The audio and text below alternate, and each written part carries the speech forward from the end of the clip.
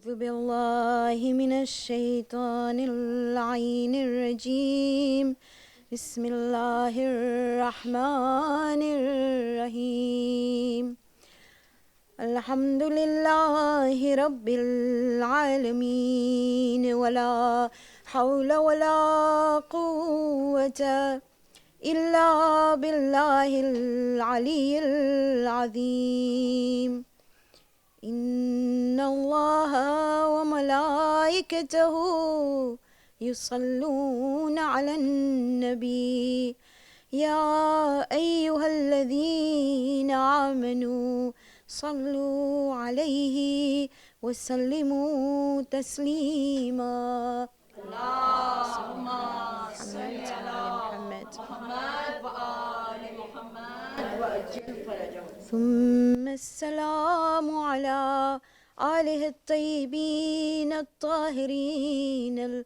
المعصومين المظلومين ولعنة الله على أعدائهم الأجمعين إلى يوم الدين. صلوات. اللهم صل على محمد وآل محمد وأجل فرجهم.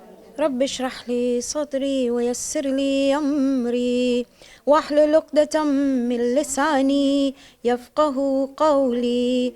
قال الله سبحانه وتعالى في كتابه المجيد وفرقانه الحميد بسم الله الرحمن الرحيم والضحى والليل إذا سجى ما ودعك ربك وما قلى وللآخرة خير لك من الأولى ولسوف يعطيك ربك فترضى. صدق الله العظيم. صلوات. اللهم صل على محمد وآل محمد وأجل فرجهم. السلام عليكم ورحمة الله وبركاته. وعليكم السلام ورحمة الله وبركاته. Now I've said that our topic for these few days is trust in Allah, trust in God, trust in Allah, whatever you want to call it. And we would focus on the two surahs of Duha and Inshira. Right? But I will look at those as we go ahead. I started off by focusing on the sentence of Sayyid al-Shahada that he said, Ridam bi qada'ihi wa tasliman li amri. I am at peace, or I am happy, I am content with what your order is, and content with your order, both. The rida was happiness, if you remember. And the topic, if I were to say in our languages, and in the middle of my chaos, there was you. We're talking about Allah, right? And yesterday we looked at, in essence, some of the historical aspects of people who trusted in God. And that's how we learn from life. We look at examples, and we know that generations have gone through what we have gone through. We're not the first people who will fall in love. We're not the first people who will have children. We're not the first people who will have problems. Generations have had problems. And the idea of divine guidance is to help me and you through life so we can reach our full potential. Okay? So today we will look at an example that I absolutely phenomenal. I love it. Okay? But before that, let me give you a question. You don't have to answer, but you can answer yourself. So who is your go-to person or go-to strategy when life knocks you down? You know, you're going through life, happily living your life, and then suddenly something comes and oh my goodness, it knocks you out. Okay, you obviously haven't been knocked out. But anyway, it knocks you out. You didn't expect it. It just came from nowhere. Let's have a look at some options. So maybe the first option might be you reach for the phone. Call mom. But mom will probably say, do sabr, you know, go on your musalla, cry a bit. Sisters. Sisters and brothers are okay, but they get fed up too. Friends, I mean, they too. You know when they're avoiding your phone calls, why? Okay? Counselors, they can only do so much. So that's normally the first go-to person. You know, pick up our phone, we cry our eyes out. Second, maybe, do you Google? You know, you Google, what happens when this happens? Or you don't, do you? Okay, so some people Google. So you head for Google and you think, let me find some answers and see, you know what, maybe they've got something that'll help. Sometimes we say, dua for desperation. Have you done that before? I can see the amount of hits on dua for desperation. Okay? All right, so we're all one of those people who do these du'as. And we go to anybody who will give us anything. Absolutely anything. Please take this problem away. Sometimes we put a favorite song on. We replay it in our heads, or a marthia, or a latmiya, or something that will remind us. Or maybe do we go to the Quran first? Remember we said brand Q Hussein, you had to go to the Quran, and then we've got to talk to Allah through dua. Do we do that, or is it so difficult? Where do I look in the Quran? How do I look? What do I look for? So the idea today is to see, how do I combat a difficult time? Is there something in the Quran that will help me, that I can go to, my go-to place? Yesterday I told you 33:3. You remember that, okay? So this time we'll give some more practical stuff. And you remember the line I said yesterday, Hasbi Allahu wa ni'mal wakil. So we'll do something like that every day. So today I'm going to look at a story that I absolutely adore. So I'm going to take you to Surah to Yusuf. You all know the story of Yusuf, don't you? Passion, power, love, everything. So let's look at Yusuf. So now we have the brothers of Yusuf. Just a bit of background before I go into the ayat that I want to look at. So if I look at the background, you have these brothers of Yusuf who are a little bit envious, I would say jealous of him, because he was a good child. And they don't like the way their dad is sort of going towards him and not towards them. So they're thinking, might as well get rid of him. You know the whole story. They put him into the well. They come back to dad. And what do they tell dad?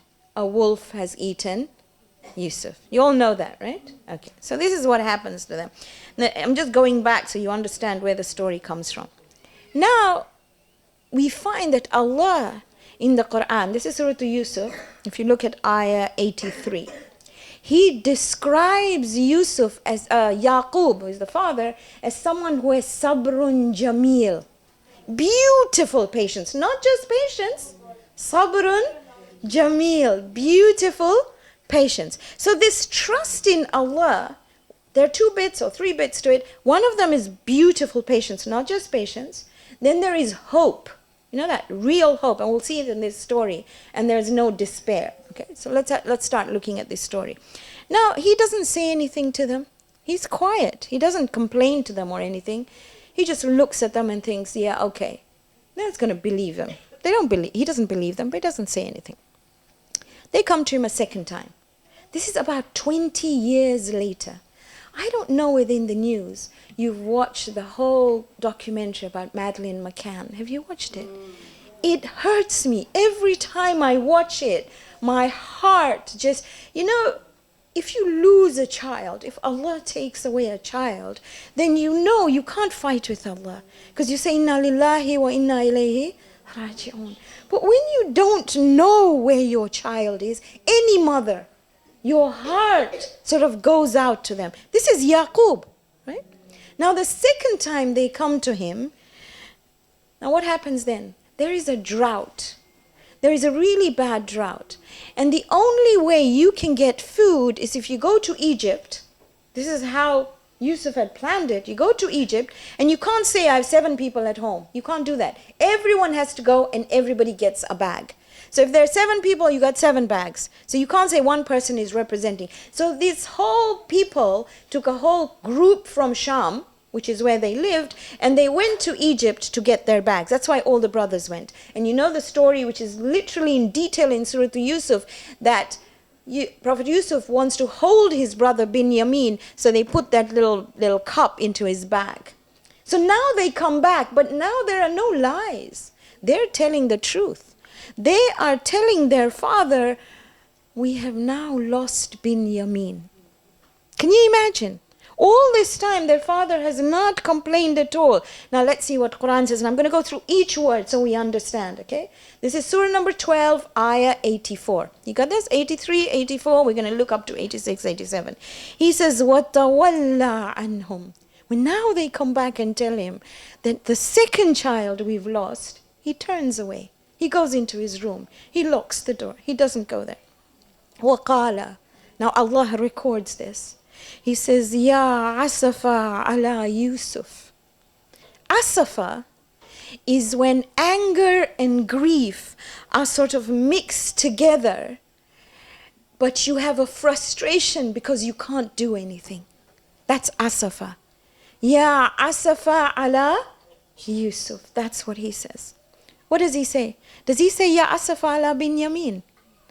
No, what does he say? Ya asafa ala Yusuf. When something happens in your life, and then that thing repeats itself in another way, it triggers a memory of the first pain. It never goes away. There is a trigger that brings it back. He didn't say Ya asafa ala Binyamin. He said Ya asafa ala Yusuf. Okay. Then what did he say? وَبْيَضَّتْ عَيْنَاهُ مِنَ الْحُزْنِ.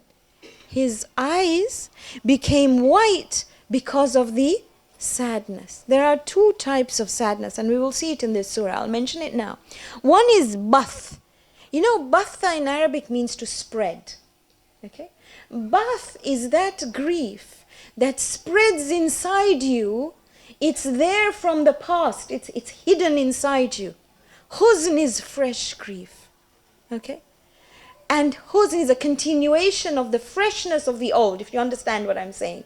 So maybe something like, I'm no doctor here, but something like PTSD. You know, there's a reminder when it comes out again. So this ayah is saying that he cried a lot. Number one, it validates crying. You're allowed to cry. Somebody tells you you're not allowed to cry, there's something wrong with them. It's amazing.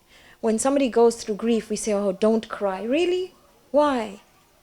It's something that God gave me to be able to release my frustration, my anger, my grief, my sadness. So Allah validates his crying. فَهُوَ قَدِيم. Then he was qadeem. We know an imam called Imam Musa al-Qadim. Don't we know that? Okay, now let's see. Qadam is this, the nasal passage. You know when we say, I've had it up to here. That's the English way. Qadeem means when the sadness, the anger, the frustration is right up to here that you think it's going to come out of your nostrils. If you look at cartoons, you will see like something comes out of their nose. You know the anger when they're not speaking. If you look at somebody's face, you can say whether they're qadeem or not. You can. You know when a mother-in-law is angry and you can't say anything to her. Okay, you're not mother-in-laws, right? You're really cool ones. Okay, but I know me. I'm a mother-in-law, okay? So basically, qadeem is something is bottled up inside. فَهُوَ قَدِيم. So he had bottled this up inside. Now, the first time he said, Ya asafa ala Yusuf. Now look at what they did. Qala. They said, Tallahi. Even anybody who doesn't know Arabic will say that if you swear by Allah, what do you say? Wallahi. Do you say Tallahi? No, you say Wallahi. So you will see in this ayah unusual things Allah is mentioned because He's trying to stress something. Tallah comes from ta'ajjub. That is ta'ajjub. In other words, they are angry at him. He hasn't mentioned Yusuf to them. He hasn't been complaining to them. This is the first time he says, Ya asafa ala Yusuf. And they're saying, by Allah.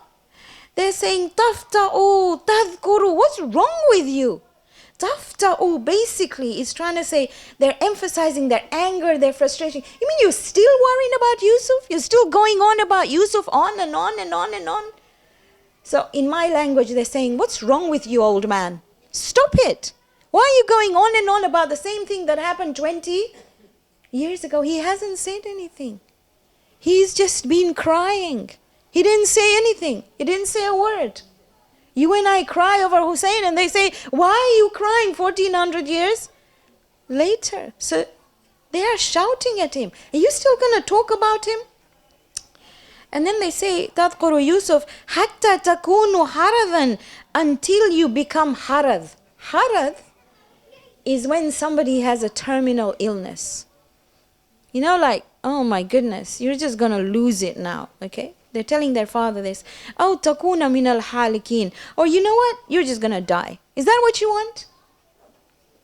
Very often in life, especially people who are close to us, when they come and complain to us about something, we tell them to get on with life. We say, okay, enough now, finish, no? A child comes and goes on about the same thing and you say, okay, how many times are you going to tell me? Children are actually quite easy. But when a parent comes and complains to you, we sort of think, what's wrong with you? It's finished, Mom, now. Come on, why are you going on and on and on and on about the same thing? Allah is emphasizing the fact that this is not what you do. And sometimes we think that's tough love when we tell somebody, stop it. It's finished. Khalas, move on. They can't move on. That's why they're telling you. If they could move on, would they tell you? No, they wouldn't. So here, there is a validation. You're entitled to think about the past. You're entitled to feel sad. And it's not wrong if something hurts you that happened many, many years ago. I will come to a solution. Don't worry, okay? I'm not sitting and leaving you with problems here. And normally you find, that's why we have these beautiful counselors, because those around you very often lose their patience. Okay? That's when trust in Allah kicks in. So let's see what happens. Qala. Now he keeps quiet. He says, Innama, indeed I, ashku, I only complain. Bathi wa huzni ilallah. I only complain about that past grief of Yusuf. And the new grief of Binyamin. I only complain to Allah. I'm not saying anything to you. He's scared of them now. These are his kids. And he's saying, I'm not complaining to you. وَأَعْلَمُ مِنَ اللَّهِ مَا لَا تَعْلَمُونَ. And I know from Allah what you do not know. What did he know?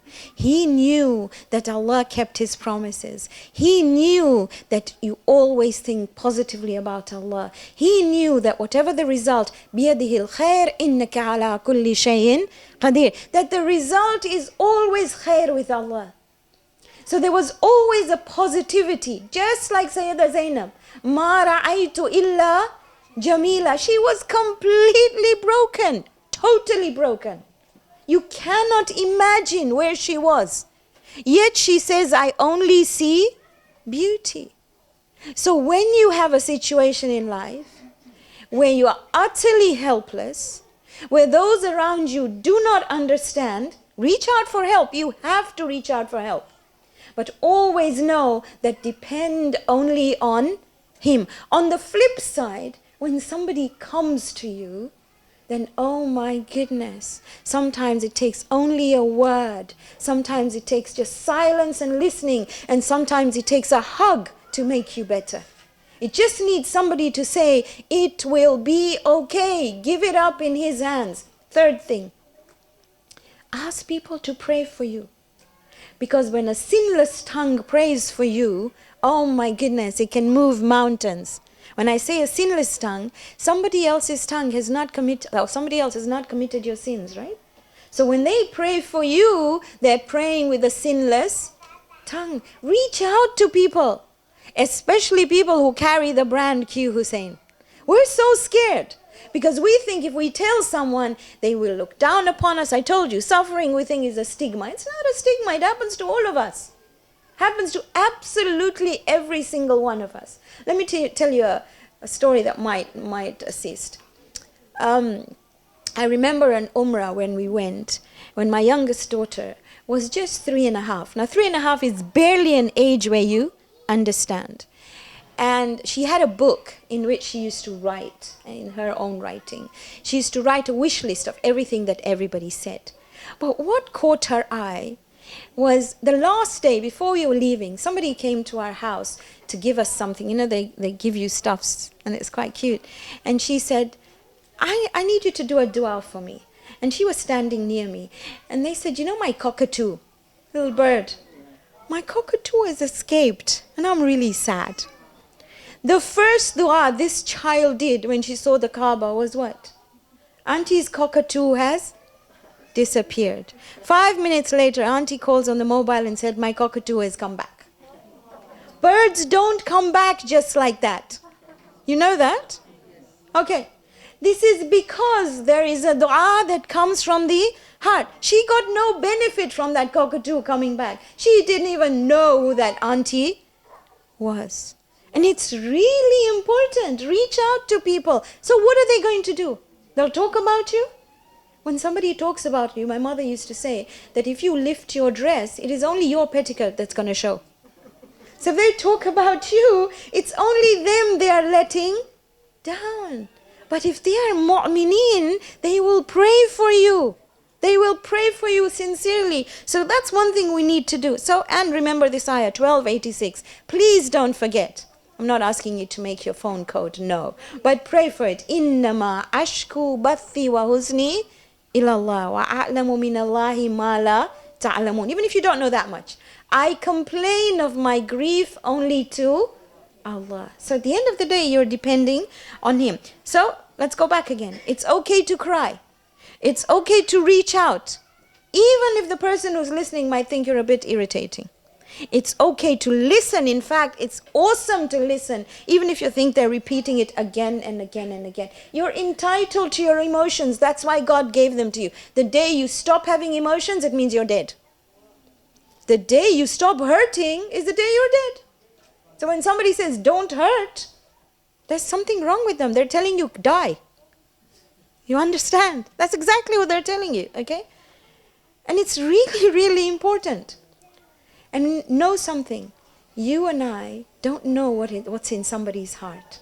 We will never know. Therefore, we can only raise our hands, and like I said yesterday, to say, hold her heart like you held the heart of Musa. Do you remember Yuqabid? Yes? Which ayah? Do you remember? 28:10. Keep on repeating these ayahs. That's why I told you this is not Brand Hussein. This is Q Hussein. You have to refer to the Quran at all times. So now they've had a really shouting match with their dad. They've told their dad, you know what? Just stop it. Get on with it. You'll die. If you keep on crying like this, you lose your life. It's over now. It's finished. It's done. Look what their dad does. This is tawakkul in Allah. This is sabrun jameel. He actually has a plan. He says, Ya bunayya. And he doesn't even say, oh my sons, as in straight out. He says, bunayya. Bunayya is like when you say, oh my darling sons. You know when you say, my janu. Isn't that what they use? Yeah? So you're saying, Ya bunayya with love. You say it with love, Ya bunayya. He tells them, idhabu. Go. Go. Fatahassasu min Yusuf. He doesn't say, go find Binyamin. What did they come and tell him? We lost Binyamin. What does he say? Go find Yusuf. What does that tell you? Can you see the positive attitude? He's telling them, I know Yusuf is alive. And if he's not alive, I trust in my God to bring the best out of Yusuf. Always think positively. When Allah held the heart of Musa, what did she do? She didn't sit down in grief. By holding her heart, she sent her daughter to follow that basket. Did she not? She took some positive steps. So he's telling them, go find Yusuf. Wa akhihi, and his brother. Wala tay'asu min rawhillah. Never, never lose hope in the mercy of Allah. Ruh is such a beautiful word. Your ruh comes from that. Rih is the wind. You know that soft breeze? Have you ever sat in the breeze? It's beautiful. Don't lose hope in that soft breeze that will come and take away everything. Innahu la yay'asu min rawhillah illa liqawmil kafirin. The only people who lose hope in Allah are those who cover up the truth. You and I never ever lose hope. It will come back. The Prophet ﷺ, Allahumma salli ala Muhammad wa ali Muhammad wa ajil faraj. Said when you ask for something, believe it's at the door and then work your way from there. Know it's there. So a few positives from trusting in Allah. First of all, it gives you calmness. It gives you contentment. You know you've handed it over to the best. Right? The second one is that it allows you to think straight about what the next steps are. You know, there's a lot going on about AI, artificial intelligence, right? It's going to take over and they're going to be able to know what we're thinking. And these days, even if you've got mental problems, you've got an app. Are you serious? Have you tried to talk to an app? I mean, it's crazy. It's really, really crazy. I don't know how you talk to an app. But anyway, there's lots of them and you can look at them yourself and have a look. Even doctors now, allegedly, you will not need to go to a doctor. You know, it's just, sorry, I'm past it, but you can actually talk to them and they'll be able to tell you. I'm not sure whether I'm old-fashioned, but I find it very difficult to talk to this thing. Especially, I need a human person to touch me and say, I will be okay. That's what the Prophet said. But hey, I don't know. Okay, maybe years on, I'll be just talking to this, and I'm petrified that they're going to use these machines to operate on me. My goodness, one button and I'm gone. Okay, but anyway, alhamdulillah rabbil alameen. So here we go. This tawakkul gives you divine intelligence. If only we can trigger it. And inshallah tomorrow we will look. Because trust is like a muscle. It's like part of you. I'm not sure how many of you go to the gym, okay? But if you've never been to the gym, or you've never done any exercise, the first time you are told, walk for 5 kilometers, 1 kilometer, my goodness, you're short of breath because your lungs need to expand a bit, you got to do lots of stuff. And then as you keep on practicing and going a little bit more, you can do a lot more. It works phenomenally. Am I presuming you're going to join a gym? Okay. Anyway, these are things we need to do. So there's divine intelligence. Tomorrow we will look at how we work on these muscles and how we're able, I'll call it a muscle of tawakkul, and how we can bring it forward. Okay. But today I'd like to look at a personality that is probably my favorite personality, away from the those who are not related to Aba Abdullah. He's just phenomenal, because when I look at his personality, it's like a human personality, and you see yourself in him all the time, and you think, you know what, I'm going to try to be like that too. So, if you look at Ziyarat al-Waritha, do you read Ziyarat al-Waritha? Phenomenal. And Ziyarat al-Waritha, taught to us by the sixth Imam, we say, Biyabi antum wa ummi tibtum. So we actually say, my mom and my dad be sacrificed upon you. And then we say, وَطَبَتَ الْعَرْضَ الَّتِي فِيهَا دُفِنْتُمْ. So now we're looking at the earth in which you are buried, which has become pure.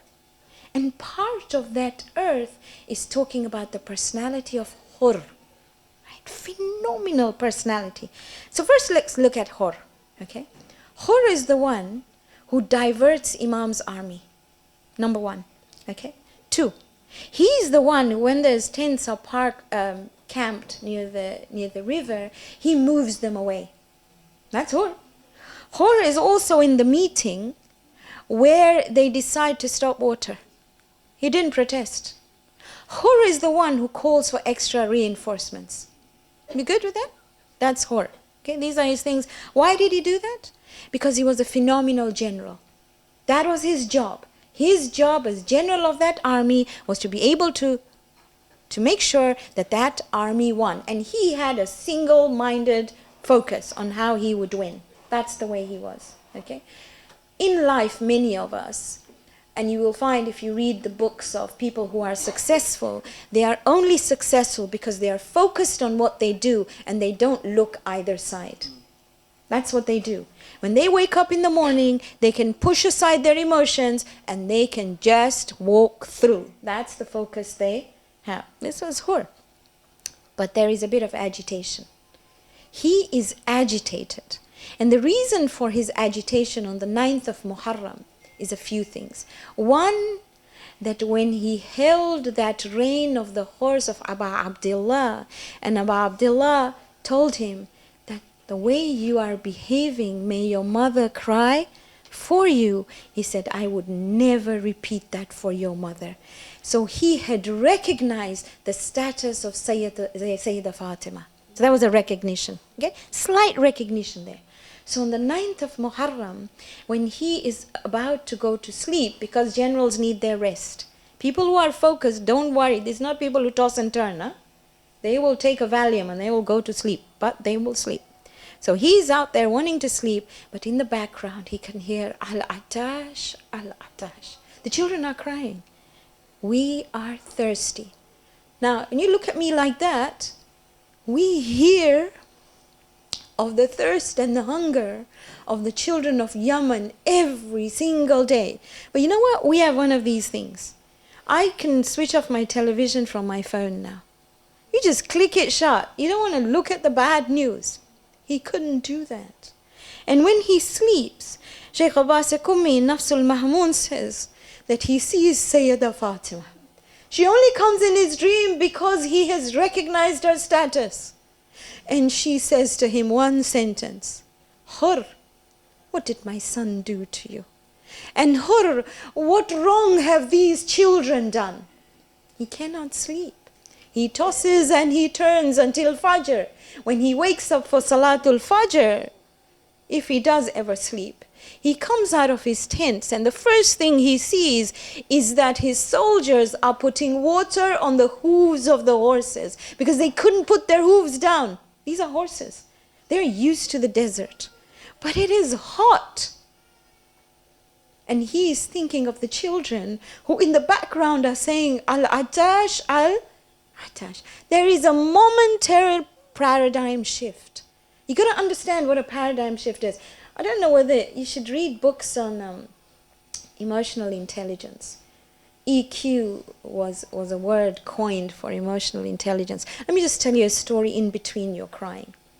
So Daniel Goleman writes this book. Pick it up somewhere, read it, okay? And Daniel Goleman says that he was once on the train and he was so tired, back from work on the subway in New York, and he sees these kids running around and he has just had it up to here, Qadeem. And the father is just sitting there. And he's thinking, what is wrong? So he tells the father, excuse me, could you calm your kids down? And the father says, we've just come back from hospital. Their mom has just died. And he says, I have a paradigm shift. That's what paradigm shift means. He says, I came off the same stop as the dad did. I took him for coffee. I went home with them. This is a paradigm shift. We sometimes do not recognize when somebody doesn't say salam to us, when somebody is a bit angry, somebody is a bit sad, because we don't know what's going on in their hearts. We don't know. That's why you don't give 70 excuses. So Hur has a paradigm shift. He abandons everything. His soldiers tell him, what's wrong? This is not the general we aspire to be. He says, just leave me alone. He abandons his horse. He tells his servant and his son, do you want to come with me? I'm swapping sides. He walks across, and then when he gets near the tents, he crawls. He crawls on his knees. You got to understand, Hur. We want to come to ask for forgiveness. This is what we have to be. He crawls on his knees, and Hazrat Abbas comes to him and he says, you are our guest. He says, no, I am the guilty one. I am the mujrim. Take me to your master. He crawls to say the Shuhada. You got to understand this, because this is how we should behave when somebody comes to us. When he comes to say the Shuhada, there are no words. The first thing Imam tells him is, he says, when I was an enemy of yours, I could give you water. Today you are my guest, and I can't give you any water. I don't have any water, Hur. Before he could even say anything, Imam said, your mother named you Hur. You are free in this world and you are free in the hereafter. Sayyidah Zainab overhears this. She sends Fizza to say salams to Hur. She says, give her my salams and apologize that we don't have the means to be able to feed him. When we feed people at these majalis, remember these words. They're phenomenal. Hur says, I'd like to go first. Imam said, normally I would not let you. But he tells him, Anta akhi fi dunya wal akhirah. You are my brother in this world and in the akhirah. Hur says, Yabna Rasulallah, allow my son to go first so I may feel the pain of losing a son. Imam allows him. His son goes to fight. Now you can imagine, this is a person who was on the other side and their vengeance is awful. Some of the things that happened in Karbala, you can't mention. You can't even mention on the mimbar. What we know is an iota of the atrocities that were committed in Ashura. Anyway, when his son was killed and he calls out, Ya Abati, my father, peace be upon you, Hur runs. He's a father. Imam stops him. Imam says, Hur, no father should go to collect his son in this state. But I'm telling Hussein, Ya Mawla, what when Ali Akbar fell? You ran to him. There was nobody to go with you. When Hur falls and Imam runs to him, Imam takes his head in his lap and ties a handkerchief. I've been talking about handkerchiefs. He ties his handkerchief on his head. Many years later, when Shah Abbas, one of the rulers, wanted to know the status of a martyr, and he decides to open the grave of Hur. That was the person he thought, I'm not going to Abu Abdullah, but I'm going to open the grave of Hur. When he opens that grave, there is a fragrance that he cannot describe. So he jumps inside the grave. And he's thinking, where is this fragrance coming from? Because there's a man who's lying there as though he's tired and has been just put in his grave that same time. So he locates the fragrance, and it's from that handkerchief. So he touches that handkerchief in order that he can open it so he can put his handkerchief on. When he opens that handkerchief, fresh blood flows out, and a voice said, leave it, this is mine. This is the handkerchief that Zahra gave to Hussein, and he put it on me. Put the handkerchief back. May Allah give us the strength to understand the value of these tears. May He give us the strength to apply tawakkul in our lives. Let us pray to Allah subhanahu wa ta'ala to give the wasila of Hur, that we too may have paradigm shifts in our life. And pray for those in the world who are suffering at the moment. رَبَّنَا تَقَبَّلْ مِنَّا إِنَّكَ أَنْتَ السَّمِيعُ الْعَلِيمُ.